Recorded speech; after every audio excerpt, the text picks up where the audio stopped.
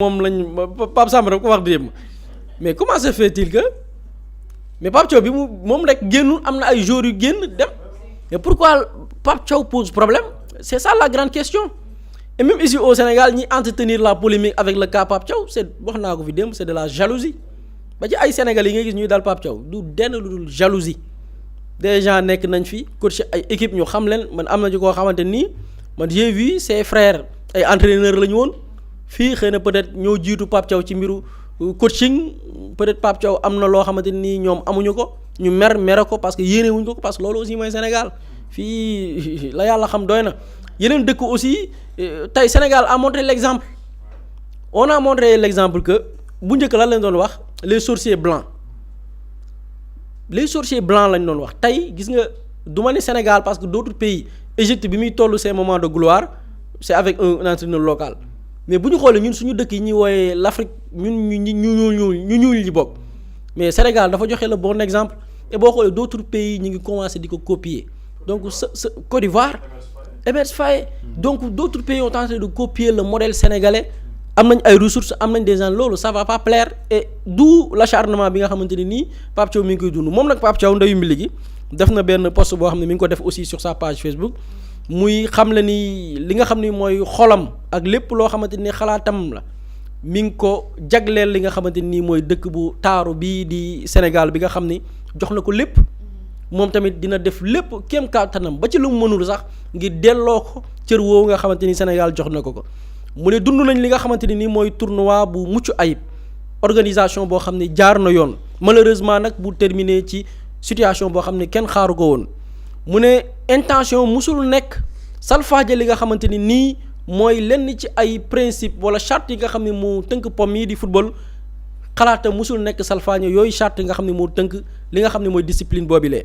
mu ne la mu def rek mooy aar ñi nga xamante ni nii ñooy ay joueuram yi nga xam ne dañu jàkkaarloo woon ak la nga xamante ni mooy dañ doon salfaañe seen àq ak yelleef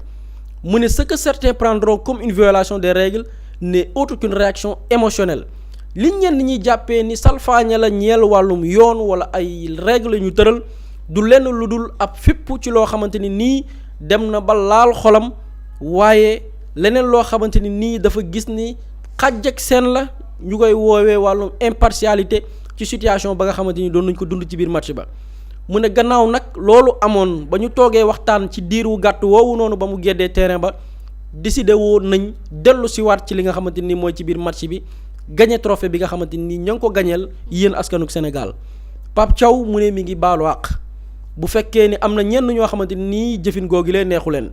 waaye tamit ñi nga xam ne dañuy safoo pom yi di football yi nga xam ni ñoom gëm na ni dinañ comprendre li nga xamante nii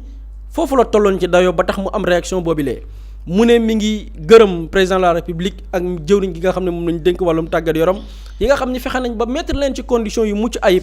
di gërëm aussi fédération bi nga xamante ni jàppale nañ leen taxawu leen ci fànn gépp waaye tamit supporters yi nga xamante ni nii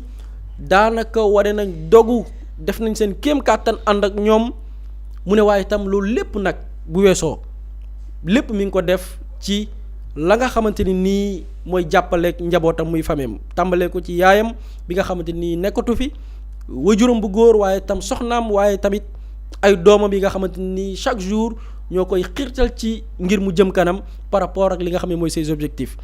mu ne bu loolu weesoo mais gars ñi nga xam ni ñooy jàmbaaram yi toll ci 2 muy gaynde yi nga xam ne ñoom la yóbboon gis na ni joxe ngeen seen ñaq joxe ngeen seen deret joxe ngeen li nga xamante ni nii mooy seen jëmm pour réew bi nga xam ne mooy Sénégal mu ne c'est un régal de vous mener car au-delà d'être des légendes vous êtes des personnes exceptionnelles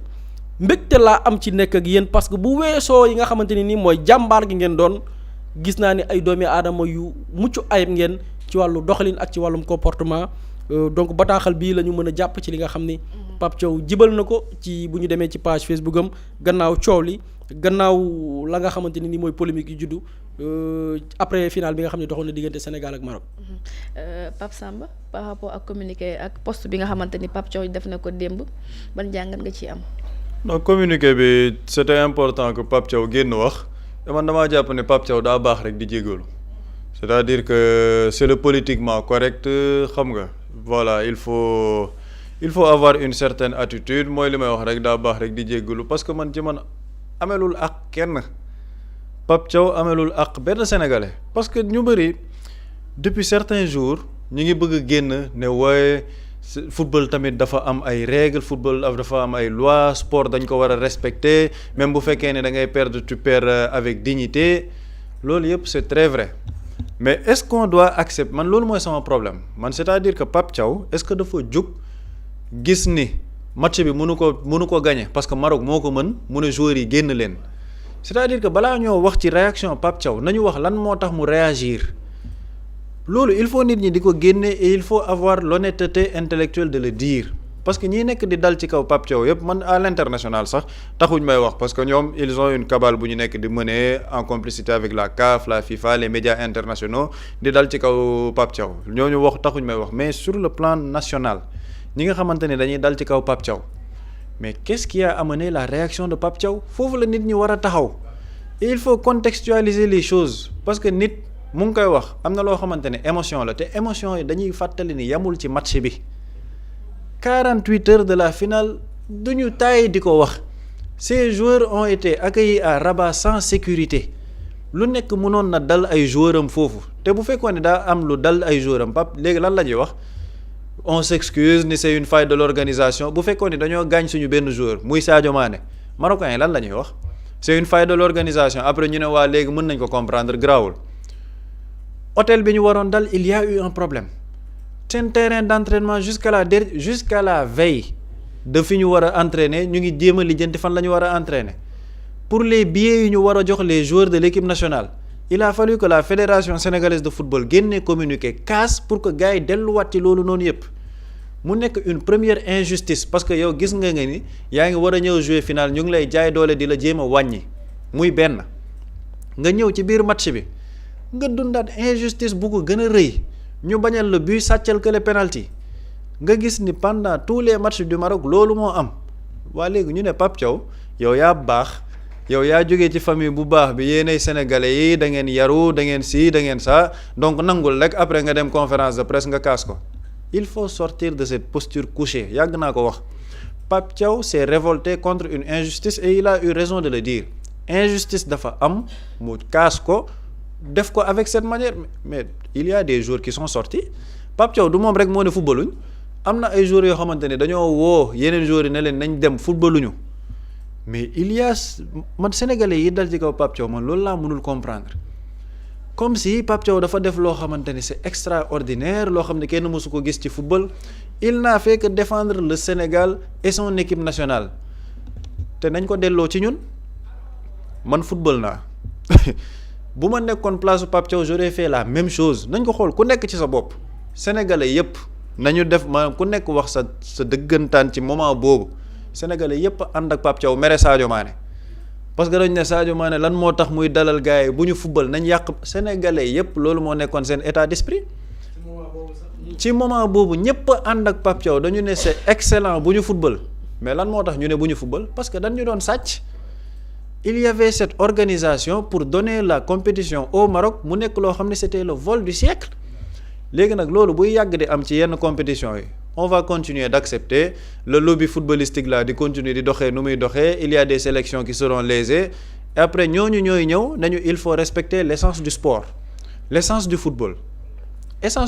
ak essence du sport sàcc bokku ci loolu boolewuñ ko ci football boolewuñ ci gardien de but teg ay serviette am ay supporters wala ay ramasseur de balle ak ay officiel di ko sàcc di ko yóbbu loolu na ci nit ñi wax ñii nekk di dal ci kaw Pape Thiaw nañu wax lépp li nga xamante ni moo révolté loolu Pape Thiaw ba mu réagir ni mu réagir parce que loolu mooy rendre à César ce qui appartient à César Pape Thiaw ba muy dem ci compétition bi il était parti en étant le sélectionneur national du Sénégal man bu fekkoon ne sa Pape Thiaw dafa dem mu nekk un coach limité léegi muy fàttee limite mi wane caractère foofu mais il a amené une très belle équipe du Sénégal la meilleure équipe de la compétition ñu football bu leer nañ mérité suñu coupe d'Afrique dem ci biir finale bi ñu tooñaat ñu avant et pendant le match ñu ne Pape Thiaw yow bu ñu la tooñee sax garaawul respecter le football à la fin il faut savoir ce que l'on veut gis nga dañoo nekk ci moment boo xamante ni loo war a bañ da nga koy bañ ci moment bi loo war a bañ doo xaar ba wax ji jeex léegi tey jii bu fekkoon ni Pape Thiaw deful dara Brahim Diaz dugal panenkaawam narge ñu humilier ñu match bi jeex Pape Thiaw day dem conférence de presse ne ce qui s'est passé c'est pas normal kaf defalee ko ne waa Sénégal yéen a am trophée fair play ñun ñu toog fii du ñu def parade avec les lions di continuer di casse pendant des années ci li nga xamante ne xew duñ ko def dañ koy casse fi ñu ko war a casser et casse bi ñu ko war a def Pape Thiaw li mu def noonu ça a eu le mérite aujourd'hui de rebiffer l'équipe nationale du Sénégal tension bi mu am xëy na psychologiquement joué na sur Brahim Diaz et c'est de très bonne guerre li mu def c'est de très bonne guerre buri mu ngi koy wax fii keroog guerre day saf mondial boo ma naree sàcc ma def loo xamante ni da lay jaxase ñëpp tolloo ci après nag si la CAF veut mettre un truc sur Pape Thiaw il faut que tous les Sénégalais représentent le bouclier de Pape Thiaw parce que Pape Thiaw li mu def defalu ko boppam au contraire il a pris des risques daf ko defaral équipe nationale du Sénégal et le peuple sénégalais donc ñi nga xamante ni ñoo nekk fii di ko critiquer buri mu ngi koy wax c'est de la jalousie mais aussi c'est de la malhonnêteté la parce que ñoom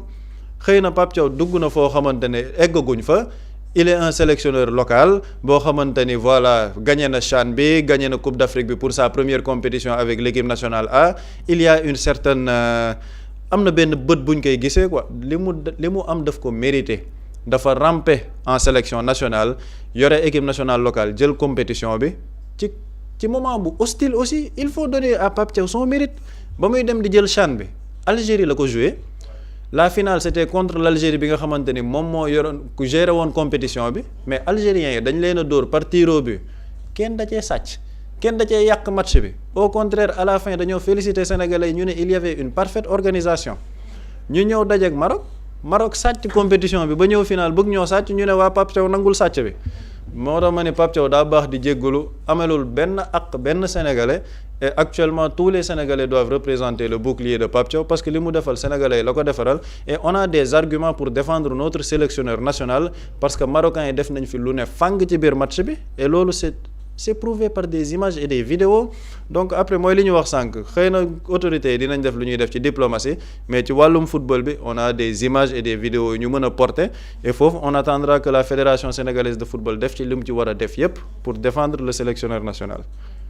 jërëjëf Pape Samba Boury est-ce qu'il y a aussi lieu de s'excuser ndax sénégalais yu bëri neneen ànduñu ci excuse yi nga xamante ni Pape Thiaw def na ko ci postam bi. waaw sénégalais yu bëri sax dañ jàpp ni waru woon sax di excuser wu mais posture am ak li nga xamante ni nii mooy dayo bi mu am c'est juste la modestie parce que nit la koo xamante ni gi nga sénégalais buggul kuy tooñ Pape Thiaw bi muy soog a jël l'équipe nationale ñu bëri lan lañ ko doon wax dafa lewet quoi. bu waru yore équipe bi mais il a montré que nit ku yaru la am na benn con avant Coupe d'Afrique bi mooy bi ñu doon naan ana suñu liste bi fu mu nekk il a fait une conférence de presse il a tapé sur la table c'est-à-dire que nit ku yaru la bu ñu xoolee ku yaru la ku am dal la mais quand il fait face à une injustice nag dina taxaw wane boppam et yaru googu noonu ngay gis ak modestie boobu ngay gis par rapport ak sa sortie et je pense que pour man amul muskila mais l'essentiel mooy sénégalais yi xam nañ li mu war li nga xam ne waroon na ko def te def na ko jël na ko comme décision sénégalais yi ñi ngi ci ginnaawam dinañ continuer li nga xamante nii di ko soutenir et duñ ko seetaan même tey Pape Samba wax na ko lépp dafay rester dans le cadre sportif mais même côté diplomatie sax bu suñu réew yi àndee waxtaan d'accord mais tant que Maroc arrêté wul.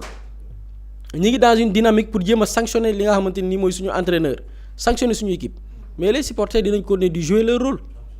bu ñu continuer de activer leurs outils de propagande di distiller de fausses informations sur la toile les Sénégalais seront là dinañ continuer di ko défendre que ce soit n'importe quelle plateforme que ce soit sur Twitter que ce soit sur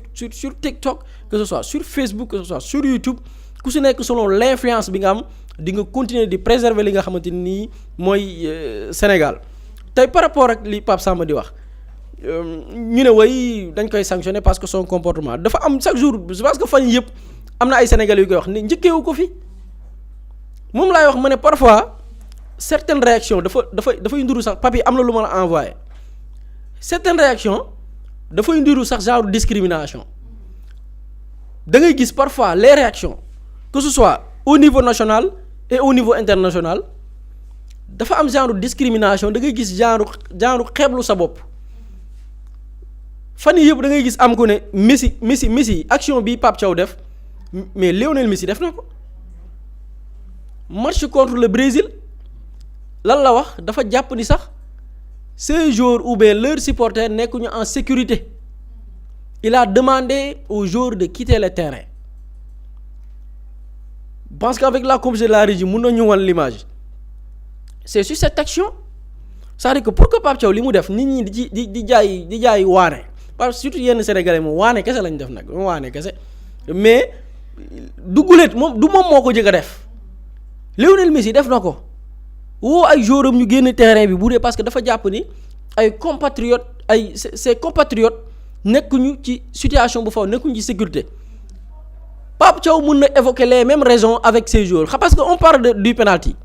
mais lan moo précédé penalty on a agressé notre gardien de but par qui par des ramasseurs de balles les mêmes raisons yi Argentine évoqué woon pour des questions de sécurité on peut évoquer aussi les mêmes raisons comme Argentine ni mu ko defee gis nga fii ils ont boudé ñoom ñëpp dañu génn pour des raisons sécuritaires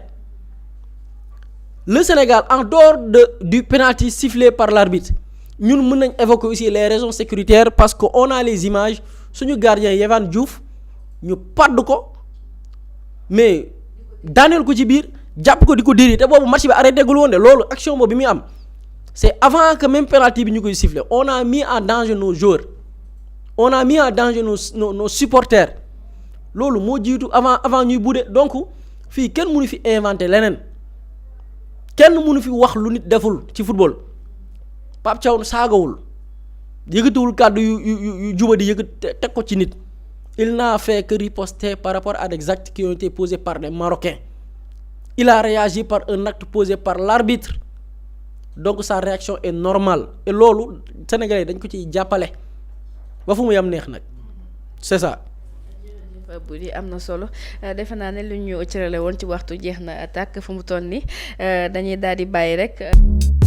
Mously Immo Sénégal moo leen di indil saafara ci jafe-jafe bu ngeen am ci wàllum immobilier yow mi bëgg a jënd kër yow mi bëgg a tabax wala nga jaay sa terrain jokkool ak waa Mously Immo ku am sa kër bëgg ku la ko terrassel wala nga am sa tool bëgg ku la ko lotisel defal la ko ay terrain Mously Immo Sénégal daf leen koy jàppandal gunge leen ci anam gu mucc ayib ku am sa kër itam te nekkuloo ci biir réew mi bëgg ku la ko toppatool gérer la ko Mously Immo moo ci gën a gaaw gën ci wóor ku bëgg réfectionner tabax wala nga defar plan architecte mën nga jokkoo itam ak waa Mously Immo Sénégal mën ngeen leen a woo ci 77 887 25 13 77 887 25 13 Mously Immo indi saafara ngir jëndum kër tabax jaayum terrain terrasse yi ay tool wala lotissé ko defal leen ko ay terrain loolu lépp Mously Immo moo ci gën a gaaw man ngeen itam abonné ci seen chaîne YouTube Mously Immo Sénégal ngir am yeneeni xabaar yu gën a dëggu wala itam wàllum conseil ci wàllum immobilier fii ci biir réewum Sénégal